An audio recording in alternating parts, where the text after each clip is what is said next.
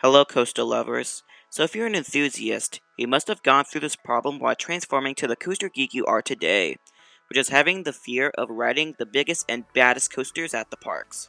I also ran into this problem when I was in the process of being an enthusiast.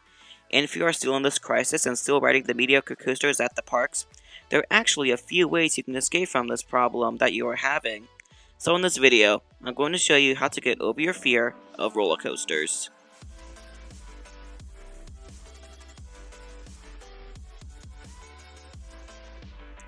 Welcome to King's Coasters. If you're new and just discovered this channel and have a problem with getting over your fear with rides, King's Coasters will be for you and consider to subscribe. And if you're a returning viewer, welcome back. It's great to have you back. So let's begin the video with a few ways that I can conquer your fear with roller coasters. So let's take a park as an example, Knott's Berry Farm in Buena Park, California. This park is one of the best parks in the world, and it's ridiculously famous. And I know there are some people that are watching this video that Knott's is their home park, but are using Knott's as an example.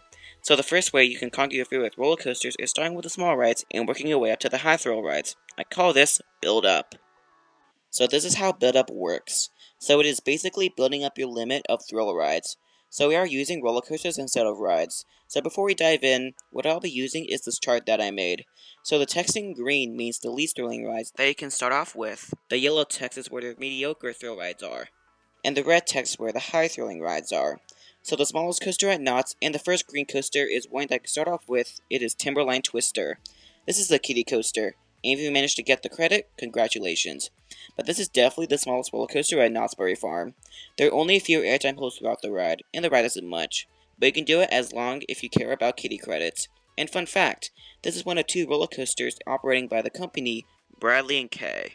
The next coaster that is in the green zone is Jaguar. This ride is a thrilling monorail, but not as thrilling as Montezuma per se, but it's not thrilling enough to be in the yellow zone. You can get very good views of the park, the rides, and the surrounding area. This is definitely more thrilling than Timberline Twister, but it's not as thrilling as Pony Express. The next thrilling ride that can boost your limit up is Pony Express. The only main scary part of the ride is the trains. It is positioned as if you are riding a horse, and some people find launch coasters pretty scary, and it can also be pretty freaky while you're in that position. But if you look past those two things, this ride is very short and rather not much. But it is a great way to boost your limit up, and it's a free credit. It's a 2-for-1 deal. But that's a wrap for the green zone. Now we're moving to the next zone, which is the yellow zone. This is where the mediocre thrill rides are. They are more thrilling than the green rides, but not as thrilling as the red rides. But the ride you can do after Pony Express is Sierra Sidewinder. We're making a big jump to the next coaster, which is Sierra Sidewinder. This is a spinning coaster, so this can be a hit or miss for some people. The part that is scary is the part where you are really close to the ground, and it has a feeling of fear, which can be pretty scary. But if you are off balance, that can also be really scary. And some people love spinning coasters and some people don't. But if you don't like spinning coasters, I think this ride called Coast Rider can be another step up for your limit.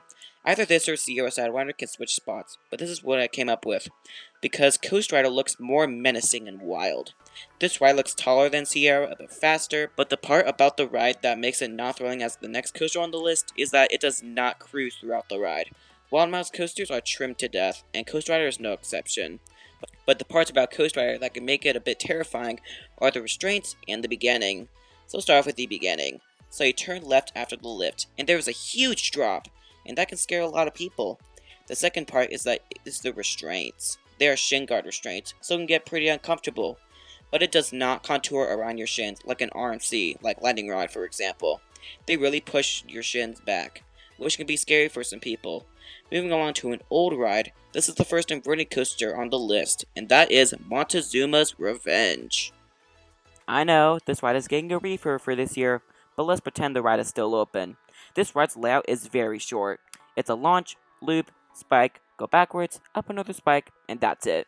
But you know, going upside down for the first time is going to be very freaky, and the launch can be a bit scary.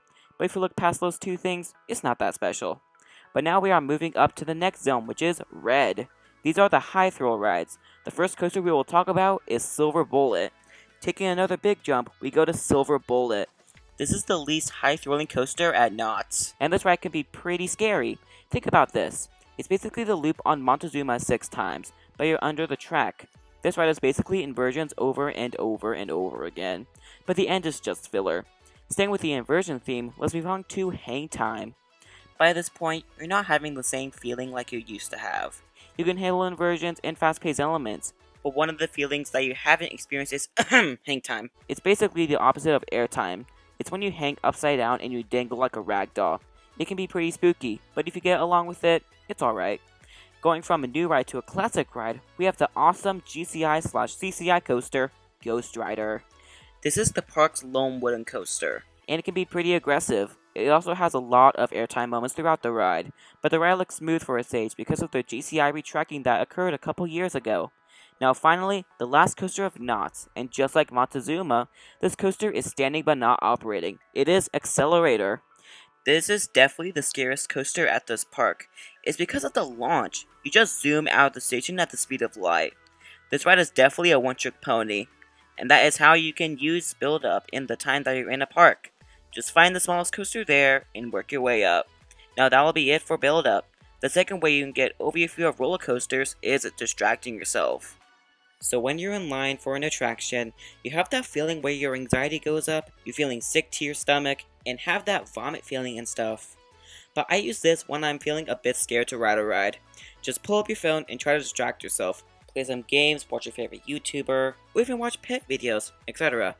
But here's a big tip. Do not watch your favorite coaster-related YouTuber. It's because it will just make you more scared. So watch something anti-coaster related, and that fear will be gone. Now we're at the last way to get over your fear with roller coasters, and this is probably the worst way, but I've done this before. It is to force yourself to ride, aka biting the bullet. I did this when I was going to experience Banshee for the first time. I just bit the bullet and got on. And it takes some motivation to get on, and why this is the worst is that it's the hardest to do.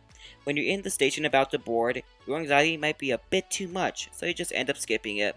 But I didn't when I rode Banshee. So if you want to ride a ride that you want to get over with, use this method if you want. You can also use the second method that I brought up earlier, and you can use the third method with the second method. It's like a 2-for-1 deal. So that is a few ways you can overcome your fear with roller coasters. If you enjoyed this video, make sure to give it a big thumbs up, and it would be appreciated if you subscribe to King's Coasters. Have you ever used these methods, or are you planning to use them? Make sure to leave a comment about it below. I also upload every Saturday at noon in Eastern Time, so make sure to stay tuned every Saturday. You can also check out these two videos after this one. But anyways, make sure to keep that adrenaline pumping, and thanks for watching.